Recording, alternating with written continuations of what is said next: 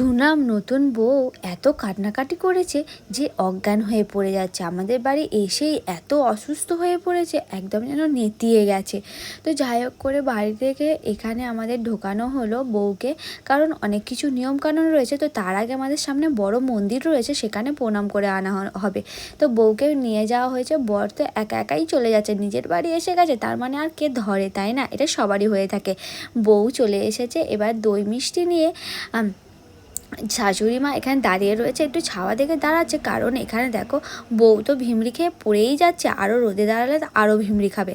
তো তারপরে দুধ ওদলানো, তারপরে দুধে আলতায় পা দিয়ে ঘরে ঢোকা, এইসব প্রত্যেকটা একটা বারে একটা সব নিয়মকানুন পূরণ করা হলো।